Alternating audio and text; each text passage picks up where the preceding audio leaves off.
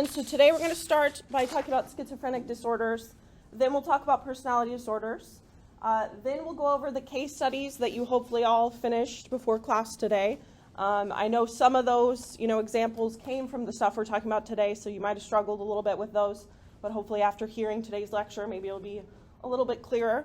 And then also, like I said, at the very end of class, if there's any more questions about the paper, exam, anything, if any of you have like a portion of your paper done, you want me to take a peek at it, see if you're on the right track, anything like that, we can also do that at the end of class today as well.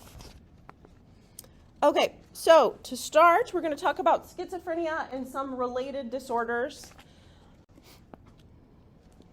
So main thing with these disorders are that the person is experiencing essentially a break from reality.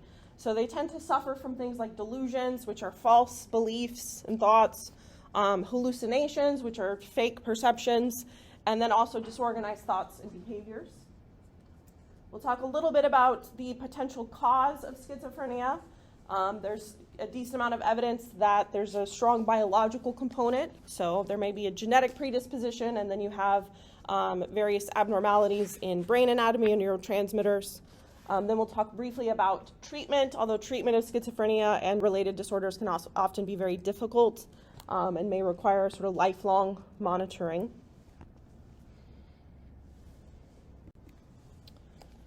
Okay, so first let's talk about the symptoms that make up schizophrenia and some of these related disorders. And again, kind of the overall theme here is what's called psychosis, which psychosis is just having a break from reality.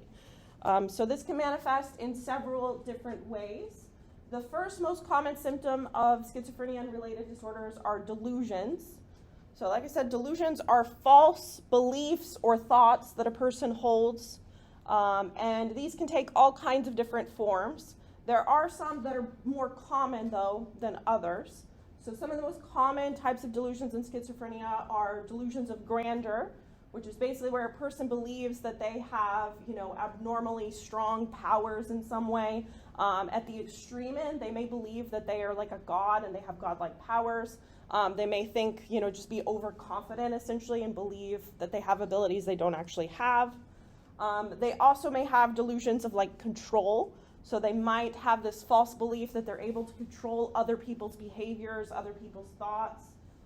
They sometimes believe in something called thought broadcasting, which is this delusion that they think that everyone around them can hear their thoughts and can experience whatever they're thinking. They also tend to have delusions of persecution. So they may believe that other people are after them, that they're being constantly like oppressed or challenged. They may believe, at the extreme end that like whole governments are after them or trying to, get them. They also have delusions that are called referential. So they may believe that the actions and behaviors of other people that are completely unrelated to them, they may falsely believe those actions are actually directed at them. So someone with schizophrenia, for example, if they're watching like a news report, and the news broadcaster maybe like, itches their nose or just does some innocuous behavior, the schizophrenic person may take that as, oh, that's a signal to me. That person itching their nose is signaling to me that it's time to, do whatever, enact some plot or plan. So they tend to believe that other people's behaviors are directed at them when they're not actually. Delusions can take all kinds of forms, but those are some of the most common ones that people with schizophrenia and these related disorders might report. In addition to those delusions, they also have hallucinations. So hallucinations are perceptual experiences. The most common hallucinations that people with schizophrenia experience are auditory hallucinations. So about 50% of people with schizophrenia report that they will hear voices fairly regularly. And keep in mind with these hallucinations, so like all of us maybe sometimes hear kind of a voice in our head, like we have an internal monologue that maybe talks to us. Not everyone has that, but most people do. But with a hallucination, it's very different. It's this perception of a voice that's coming from outside of the person, outside of themselves. Like it literally sounds like someone is talking to them from outside. Sometimes those auditory hallucinations can be positive. So it could be a voice that's encouraging them, that's giving them sort of positive feedback and praise. But oftentimes those auditory hallucinations can be more negative. They can be critical. They could be directing the person to do something harmful or dangerous. They can sometimes have multiple voices that they hear. It might not just be one, it could be, multiple things. In addition to auditory hallucinations, really they can have hallucinations in any of the sensory modalities, but the next most common one are visual hallucinations, although only about 15% of people with schizophrenia have full-blown visual hallucinations. So those are not nearly as common as the auditory hallucinations. In addition, they often tend to have very disorganized thinking and speech. So if you try to have a conversation with someone who has schizophrenia, it can be very difficult to follow their thought patterns and kind of what they're talking about or thinking about. If you ask them a question, they may kind of just circle around that without ever necessarily directly answering it, or they may eventually get to the point, but they take a path that's very hard to follow and doesn't make sense to most other people. They may produce something that's kind of like a word salad, where their speech sounds really fluid and rhythmic, but the words that they're saying don't actually make any sense or go together in a sentence that's grammatically correct or coherent. They also tend to have very illogical just chains of thought or very just bizarre thoughts and things that they say. Their behavior also tends to be very disorganized, so they may have, there's kind of two opposite ends of a spectrum. One is that they may be what's called catatonic, which is where they essentially are completely unresponsive. So they may not move at all, have very rigid posture. They might not respond with facial expressions. If you try to talk to them, they might basically just sit there and seem like they're ignoring you. Or they can be kind of at the opposite end, very fidgety, having very repetitive, stereotyped kind of movements. You might often see them messing with their hair, kind of doing this over and over again. Just very disorganized behavior overall. And then in addition to that, they may experience what are called negative symptoms. So sometimes we classify symptoms in schizophrenia as positive and negative, and that does not mean good and bad. Basically what that means is positive symptoms are the addition of something new, right? So delusions and hallucinations, it's like the person has extra thoughts and extra perceptions. Negative symptoms are where they have less of something that people normally have. So some of the negative symptoms are less verbal response. So that's kind of similar to the catatonia I was just talking about earlier. So they tend to be less likely to respond to questions. If you say something to them, they might just completely ignore you. They also tend to have decreased emotional expression. So their facial expressions in particular will be very flat. They have a very flat affect. So those are considered the negative symptoms. Typically someone with schizophrenia, usually this is developing in adolescence and young adulthood, and usually the negative symptoms will pop up first, but oftentimes that may be misdiagnosed as depression, because they basically, with those negative symptoms, like I said, they have a flatter affect, they're less responsive. They're less likely, they have less motivation to do the things they would normally do. They have less pleasure in activities that are normally pleasurable. So a lot of that can look very similar to depression, but then these positive symptoms may start to come kind of later after the negative symptoms.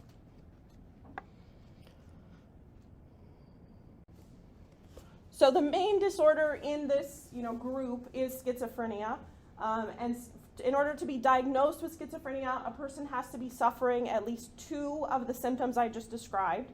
So they have to have two of either delusions, hallucinations, disorganized thinking, disorganized behavior, and negative symptoms. So 2 out of those 5 for at least 6 months. So if they meet those criteria, then they can be diagnosed with schizophrenia. And then the rest of these are kind of just different variations, basically, that usually have either less symptoms or a shorter duration. So schizophreniform disorder, you have kind of the same symptoms as schizophrenia, but they are lasting less than 6 months. So schizophreniform disorder is kind of almost like a schizophrenic episode. So you've got all those symptoms, but they're lasting for a much shorter amount of time. With schizoaffective disorder, you have schizophrenia plus the person has a mood disorder in conjunction at the same time. So that could be either depressive episodes or manic episodes. So schizoaffective, they have schizophrenia, then they also have a depressive or manic episode And it's important that those basically like coincide, so they go together. So you could theoretically have someone who has like depressive symptoms on their own that go away, and then they have delusions and hallucinations, and then those go away, right? If they don't sync up, then we don't call that schizoaffective disorder. But if they are, they sort of occur at the same time, then we label that as schizoaffective disorder. And then with delusional disorder, this is specifically where a person only has the delusions. They do not also have hallucinations and all the other symptoms I just listed. They only have a particular delusion that lasts for at least 1 month.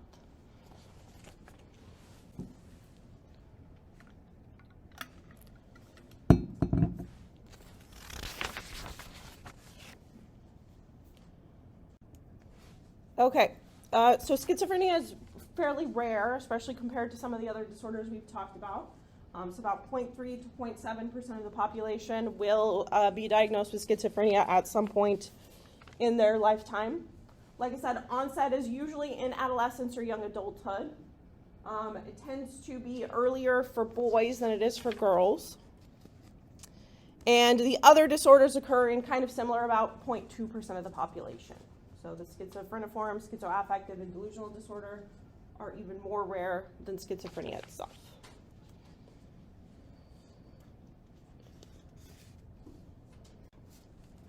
Some of the comorbidities with these schizophrenic disorders, one big one is substance use disorder. I kind of mentioned this, I think, last time when we were talking about addiction, but particularly marijuana use has been highly correlated with development of schizophrenia. There's some research that suggests that you have to have kind of a perfect storm of things in order to develop schizophrenia.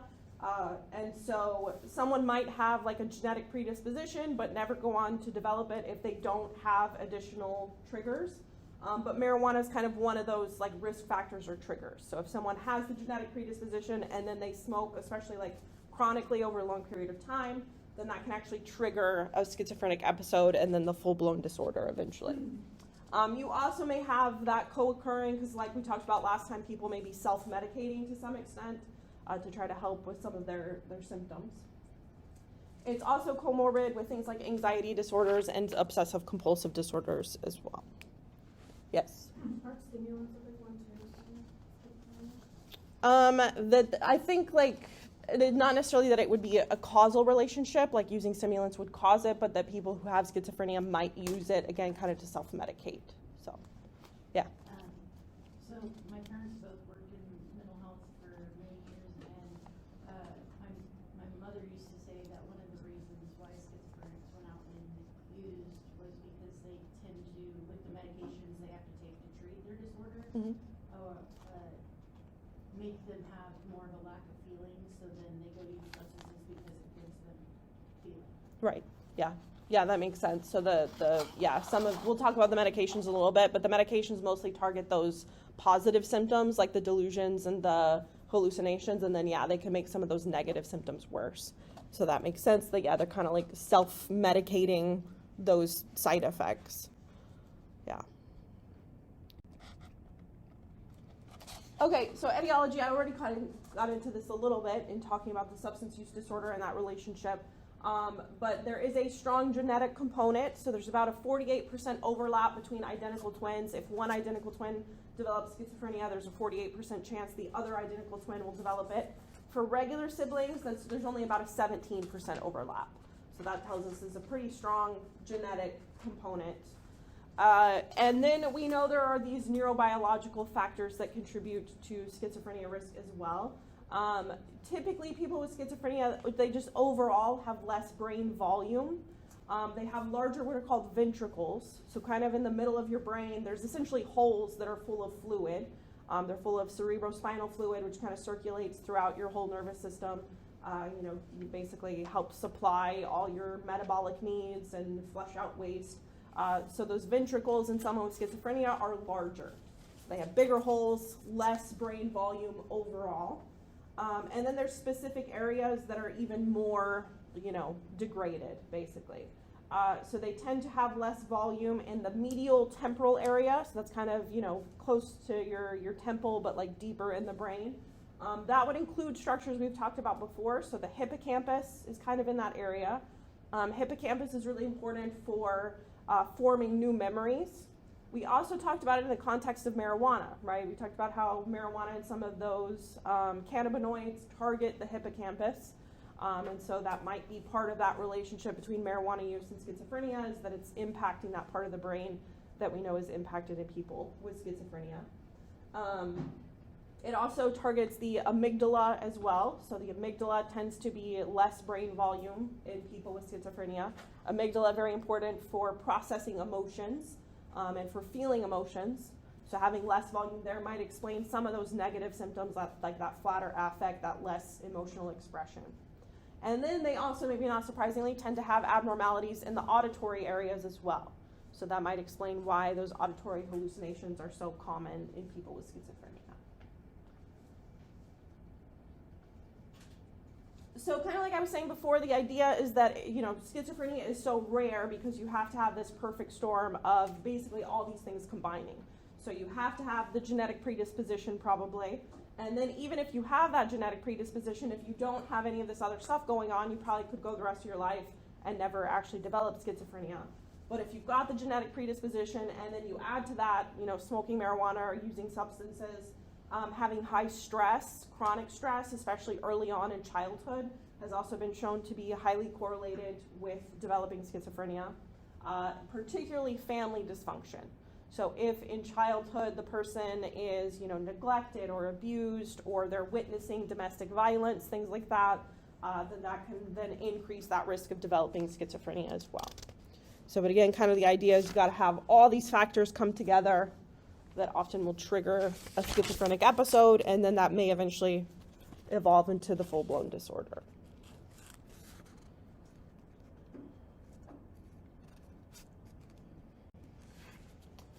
Treatment of schizophrenia is very difficult. A lot of times people with schizophrenia do not have good insight into their disorder.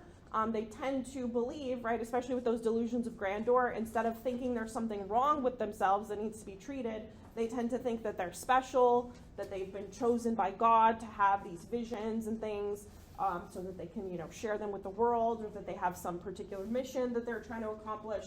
And so because of that, they're very unlikely to be willing to seek out treatment in the first place.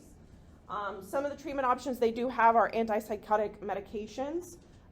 Some of the conventional ones that were used before were things like thorazine, which is basically a derivative of an antihistamine, so something you might take, for like seasonal allergies. It's kind of related to that. And again, those original, earlier antipsychotics, they mostly targeted the positive symptoms.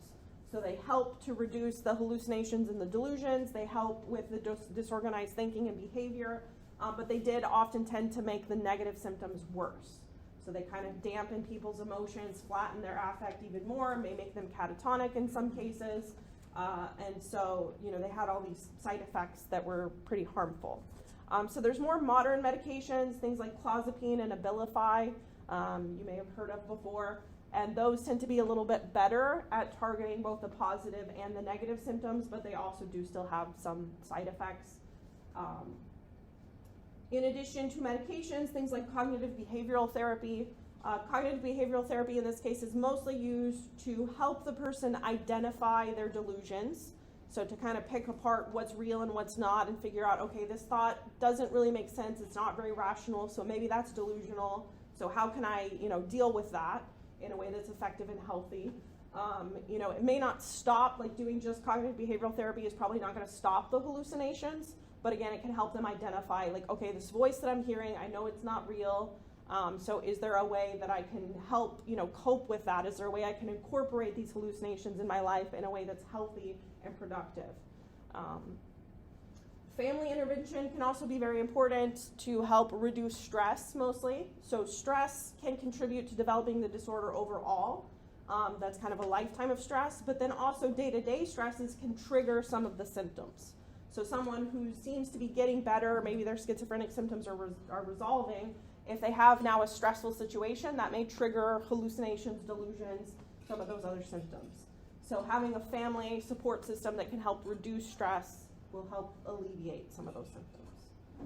Things like social skills training as well, kind of similar, can help. Oftentimes people with schizophrenia have poor relationships due to a lot of their symptoms. So training them how to develop better relationships can be helpful. Schizophrenics often end up in inpatient hospitalization. Usually that's going to be short term. Typically this may happen if someone has like a psychotic break and maybe they do something that's dangerous to themselves or to someone else. Maybe they become aggressive. Then an inpatient hospitalization may become necessary. Usually that's going to be short term, and the main goal is to try to stabilize their medication. So maybe, let's have them inpatient for a week. Let's observe their behavior. Let's try some different medications at different dosages and see if that helps with some of their symptoms. And then once we figure out, what medication, let's let them go. There's also sometimes partial hospitalizations, which is where you keep them in during the day to monitor them, kind of like I was just saying, but then you let them go at night to go back home.